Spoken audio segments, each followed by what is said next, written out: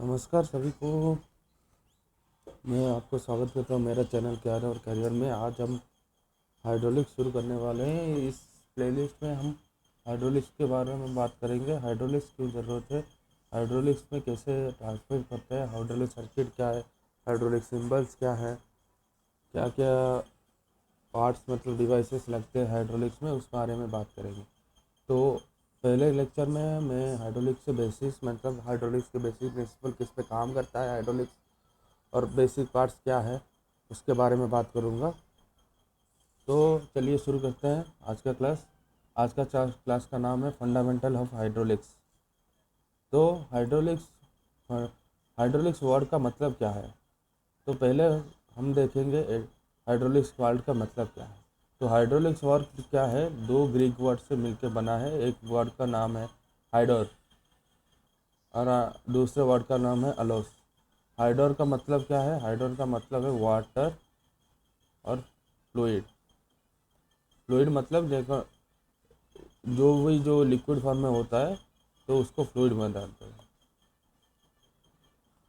तो पहले जो हाइड्रोर का मतलब वाटर, उसके बाद पाइप, आलोस का मतलब है पाइप। यह वाटर और पाइप मतलब फ्लूइड और पाइप का कॉम्बिनेशन में जो सर्किट बनता है, और फ्लूइड और पाइप को मिला के और डिफरेंट पार्ट्स को मिला के जो एक कंपोनेंट बनता है, कि एक सर्किट बनता है, एक मॉडल बनता है, उसको हाइड्रोलिक मॉडल बनता है। तो हाइड्रोलिक का मतलब वर्ड का मतलब पता चल गया। हाइड्रोलिक वर्ड का मतलब है हाइडोर और अलोस, वो फ्लूइड और पाइप। तो हाइड्रोलिक का डेफिनेशन क्या है, डेफिनेशन इधर लिखा है जैसे hydraulics is science of forces and movement transmitted by liquids under control pressure. मतलब जो भी फोर्सेस और मूवमेंट्स है उसको हम एक पाइप के थ्रू कंट्रोल प्रेशर में मैंने एनर्जी ट्रांसमिट करते हैं। तो ये बहुत सारा मशीन में यही प्रिंसिपल में एनर्जी ट्रांसमिट होता है। एनर्जी ट्रांसमिट का मतलब क्या है, एनर्जी क्या है, एनर्जी एक सोर्स ऑफ एनर्जी है जो कि कोई भी काम करने के लिए हमको एनर्जी चाहिए। जो थर्मल में जो भी काम हो रहा है वो किसी ना किसी का एनर्जी से यूटिलाइज होके हो रहा है, कि किसी फॉर्म ऑफ एनर्जी है। जैसे कि कोई भी रिएक्शन हुआ वो केमिकल एनर्जी हुआ, कोई भी मैकेनिकल डिवाइस चल रहा है, पंखा चल रहा है, वो मैकेनिकल एनर्जी है। कोई इलेक्ट्रिसिटी से बल्ब जल रहा है तो इलेक्ट्रिकल एनर्जी, फिर तो केमिकल एनर्जी वैसा ट्रांसफर हुआ, उसके बाद लाइट एनर्जी में ट्रांसफर हुआ और हीट एनर्जी में ट्रांसफर हुआ। इलेक्ट्रिकल अप्लाइंसेस में जैसे चलता है, जैसे इलेक्ट्रिकल मोटर हुआ, वो इलेक्ट्रिकल एनर्जी से मैकेनिकल एनर्जी में कन्वर्ट हो गया होता है, एनर्जी उसको बोलते हैं। तो एनर्जी का एक फंडामेंटल प्रिंसिपल है, आइंस्टाइन के द्वारा दिया गया था। Energy cannot be created, energy कभी बन नहीं सकती, वो फिर एक फॉर्म से दूसरा फॉर्म को ट्रांसमिट होता है, मतलब चेंज होता है। तो नॉर्मल जैसे एनर्जी साइकिल में, कोई भी एनर्जी साइकिल देखो, बॉडी में कोई हम फूड खाए, उधर केमिकल एनर्जी, हम मैकेनिकल मूवमेंट के वो मैकेनिकल एनर्जी में कन्वर्ट हुआ। बाकी सारे एनर्जी एनर्जी दूसरे फॉर्म में कन्वर्ट होके वो कन्वर्ट होते रहते हैं। कोई कोई फॉर्म हमको ज़रूरत है, कोई कोई फॉर्म हमको ज़रूरत नहीं है, वो हमको लगता है कि एनर्जी इधर से नहीं मिला, but energy is converted to this form. तो अब हाइड्रोलिक्स भी ऐसे एक ट्रांसमिट मीडियम है और एक मीडियम है जो उसमें एनर्जी को एक फॉर्म में दूसरे फॉर्म को कन्वर्ट करते हैं। तो मॉडर्न एप्ले में मॉडर्न एप्लीकेशन में हाइड्रोलिक्स क्या करता है, प्रेशर को कंट्रोल करके कोई भी काम करता है। और लिक्विड का जो प्रॉपर्टी होता है, कुछ कुछ प्रॉपर्टीज जैसे इनकम्प्रेसिबिलिटी हुआ, नॉन डिफ्यूजिबिलिटी हुआ, मल्टीप्लिकेशन ऑफ फोर्सेस हुआ, उस प्रॉपर्टी से यूज़ करके वो ज़्यादा एफिशिएंट वाला मैकेनिकल सिस्टम बन जाता है। मतलब मैकेनिकल सिस्टम में ज़्यादा अगर गियर वगैरह लगा के हम ट्रांसमिट करते कोई भी एनर्जी तो ज़्यादा लॉसेस होता। तो हाइड्रोलिक थ्रू में ट्रांसमिट करने से लॉसेस भी कम हो रहा है और हमको ज़्यादा एडवांटेज मिल रहा है कॉम्पैक्ट मशीन बनाने के लिए, जो छोटा जो मशीन बनाने के लिए, मशीन का ट्रांसमिशन करने के लिए हमको बड़ा बड़ा गियर्स चाहिए। कोई कभी कभी गियर्स मुड़ भी नहीं सकते, सीधा सीधा कनेक्शन चाहिए, डायरेक्ट कनेक्शन। लेकिन हाइड्रोलिक जो है, जबकि वो पाइप से चलता है और बहुत सारा लिक्विड का प्रॉपर्टीज है, जैसे कि वो कोई भी शेप ले सकता है, कहाँ भी फ्लो कर सकता है, तो हम कहाँ पे भी एनर्जी ट्रांसमिट कर सकते हैं। तो ये है हाइड्रोलिक्स का बेसिक्स, मतलब हाइड्रोलिक्स क्यों हम यूज़ करते हैं, क्योंकि मैकेनिकल सिस्टम से ज़्यादा एफिशिएंट है हाइड्रोलिक्स। क्योंकि मैकेनिकल सिस्टम में ट्रांसमिट करने से पावर ज़्यादा लॉसेस होता है, क्योंकि फिजिकल कॉन्टैक्ट्स होता है, फ्रिक्शन है और बाकी सारी चीज़ें हैं, इसीलिए मैकेनिकल एनर्जी में ज़्यादा मतलब लॉसेस होता है। उसके अलावा हाइड्रोलिक्स में जो फ्लो है, फ्लो पाथ है और लिक्विड का जो बर्नौलीज प्रिंसिपल और पास्कल लॉ से एनर्जी कंजर्वेशन होता है, तो हम ज़्यादा पावर ट्रांसमिट कर सकते हैं। अब किसी रियल लाइफ एप्लीकेशंस देखेंगे कभी, जैसे कि हमारा इंडस्ट्री में बहुत ज़्यादा जगह हाइड्रोलिक सिलेंडर का यूज़ हो रहा है, जहाँ पे मूवेबल आर्म्स है, रोबोटिक्स वगैरह में मूवेबल आर्म्स है।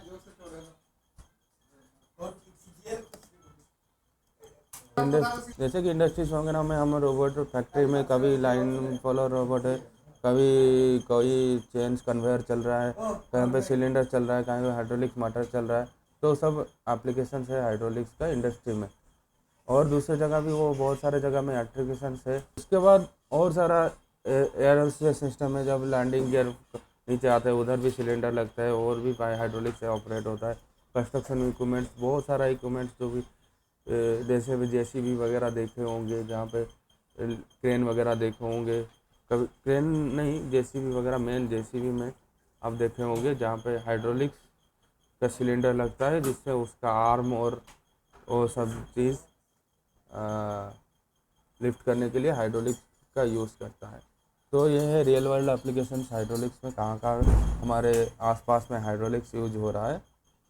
तो इसमें क्या होता है, इधर लिखा है क्योंकि हाइड्रोलिक्स क्यों यूज हो रहा है बाकी सब सिस्टम में। It is delivering high power in minimum weight and volume, मतलब वो ज़्यादा पावर डिलीवर करेगा मिनिमम वेट और वॉल्यूम को यूज़ करके, मतलब ज़्यादा बड़ा सर्किट नहीं होगा लेकिन बहुत सारा पावर डिलीवर करता है मैकेनिकल का हिसाब से।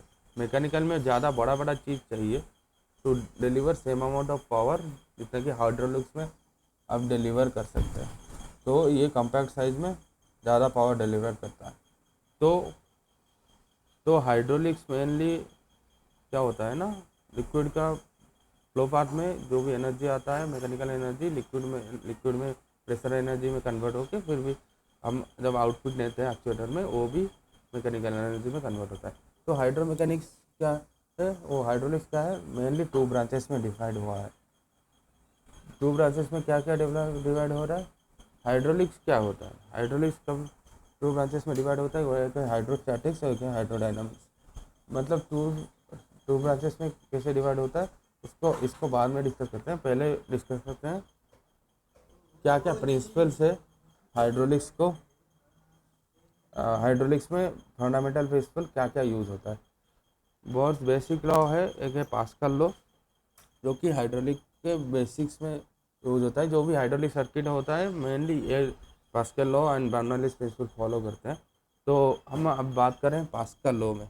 पास्कल लॉ में क्या है, पास्कल लॉ क्या बोलता है, when pressure is applied into a confined liquid, it is transmitted on dimension in all directions and acts equal force in equal areas at right angles to them। मतलब क्या है, हम अगर एक लिक्विड में कॉन्फाइंड स्पेस में, sorry, एक confined space में लिक्विड में हाइड्रोलिक्स में एक प्रेशर देते हैं, तो ये फोर्स एक एरिया में देते हैं कन्फाइंड लिक्विड में, तो एक प्रेशर डेवलप होगा। प्रेशर का फॉर्मूला क्या होगा, पी इक्वल टू फोर्स पर एरिया, सॉरी, फोर्स पर एरिया है कन्फाइंड स्पेस में लिक्विड में। तो ये करता है, ये सभी डायरेक्शन में उतना ही प्रेशर अप्लाई करेगा, इधर भी उतना प्रेशर देगा, इधर भी उतना प्रेशर देगा, और जहाँ भी वो प्रेशर देगा राइट एंगल में उतना प्रेशर देगा।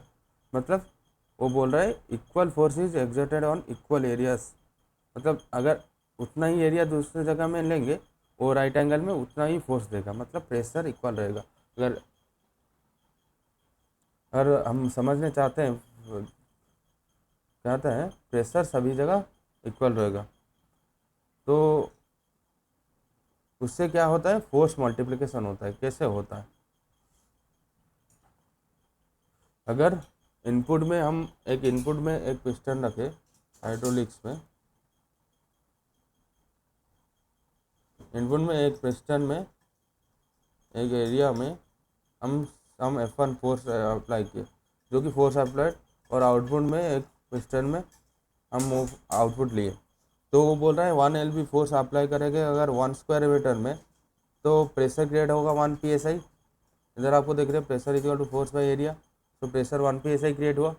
तो आउटपुट में क्या होगा, हर जगह में सेम प्रेशर रहेगा, तो आउटपुट में क्या है, एरिया बड़ा कर दिया है, प्रेशर सेम रहेगा, तो एरिया बड़ा कर दिया है। तो देखो force is equal to pressure into area, pressure same रहेगा तो फोर्स क्या हो गया, फोर्स 10 गुना हो गया, 10 LBS हो गया।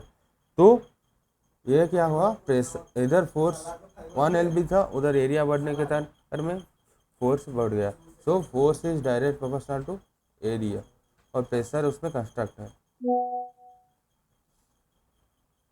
तो ये क्या हुआ है, इधर से फोर्स को मल्टीप्लाई किया। एक एप्लीकेशन है पास्कल लॉ का, क्योंकि पास्कल लॉ बोलता है कि हर जगह प्रेशर सम रहेगा और इक्वल एरिया में इक्वल प्रेस, जितना फोर्स एग्जर्ट होगा उतना ही फोर्स उधर दिखेगा राइट एंगल में। तो ये एग्जांपल में मल्टीप्लिकेशन ऑफ फोर्स कैसे पता चला कि 1 LB फोर्स हम अप्लाई किए 1 स्क्वायर इंच में, तो हमारा आउटपुट में जब 10 स्क्वायर इंच लिए तो हमारा 10 LBS फोर्स आउटपुट में आया। तो ये 10:1 का मैकेनिकल एडवांटेज है। तो और एक प्रिंसिपल है, ये इसमें क्या है, और दो कंडीशंस है, लाइक क्या होना चाहिए, कन्फाइंड लिक्विड, मतलब लीकेज कहाँ पे नहीं होना चाहिए, लीकेज भी नहीं होना चाहिए और पूरा कन्फाइंड होने चाहिए। लिक्विड कहाँ पे प्रेशर लीक नहीं करना चाहिए। और लिक्विड का मेन प्रॉपर्टी जो इनकम्प्रेसिबिलिटी हो, लिक्विड को हम दाब नहीं सकते, उसका वॉल्यूम चेंज नहीं होता है जितना भी फोर्स होने से, वो भी प्रॉपर्टी यूज़ होता है। तो ये पास्कल लॉस का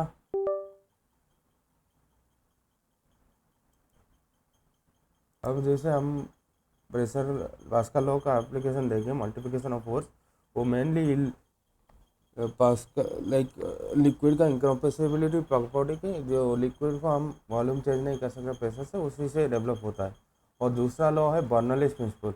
बर्नौलीज प्रिंसिपल क्या है, एनर्जी कंजर्वेशन प्रिंसिपल है, like energy can not be created, it can change from one form to another form. और बर्नौलीज प्रिंसिपल क्या बोलता है, in a system with constant flow rate energy is transfer from one form to another and total energy of fluid always remains constant. So वो क्या बोल रहा है कि एनर्जी अगर कन्फाइंड फॉर्म में है, एक सिस्टम में कांस्टेंट फ्लो रेट मतलब कोई भी लीकेज नहीं है और सिस्टम पूरा क्लोज्ड है, तो एनर्जी क्या करता है, एक फॉर्म से दूसरा फॉर्म को चेंज होता है और टोटल एनर्जी हमेशा कांस्टेंट रहता है। तो ये डैनियल बर्नौली का द्वारा ये लॉ 1738 के द्वारा है। तो वो क्या करता है, दो एनर्जी टाइप का, काइनेटिक और पोटेंशियल एनर्जी। एक पाइप फ्लो पाथ में अगर पाइप पतला से मोटा हुआ, उसके बाद पतला हुआ, तो जो भी क्रॉस सेक्शन में एनर्जी देखने चाहिए होगी, तो उधर एनर्जी इक्वल होगा, टोटल एनर्जी। तो एनर्जी कौन कौन के टाइप से एनर्जी है, एक है काइनेटिक एनर्जी, एक है पोटेंशियल एनर्जी। काइनेटिक एनर्जी किससे रिलेट होता है, लिक्विड का कोई मास होता है, काइनेटिक एनर्जी जो भी ऑब्जेक्ट स्पीड में जाता है उसका जो एनर्जी आता है उसको काइनेटिक एनर्जी बोलते हैं। तो half kinetic energy is equal to K is equal to half mv²। वो काइनेटिक एनर्जी लिक्विड में भी होता है, लिक्विड का कुछ मास होगा, वो जब फ्लो करेगा उसका एनर्जी होगा।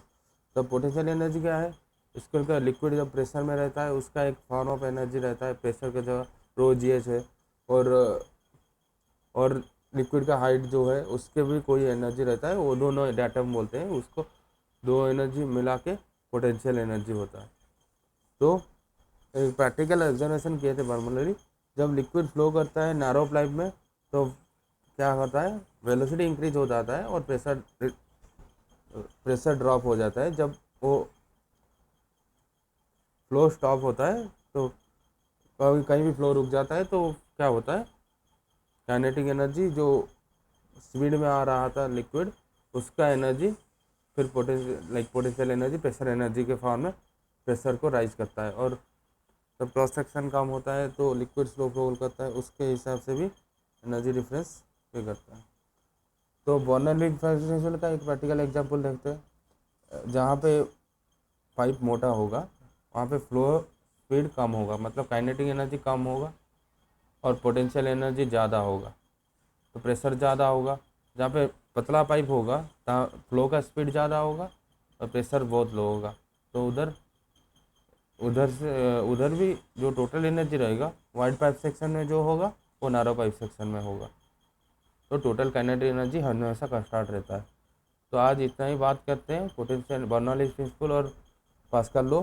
उसके हिसाब से हाइड्रोलिक्स को दो डिपार्टमेंट में डिवाइड किया है, एक को हाइड्रोस्टैटिक्स और को हाइड्रोडायनामिक्स बोलते हैं। तो उसको नेक्स्ट क्लास में डिस्कस करेंगे। आज के लिए इतना ही, रखते हैं। जय हिंद।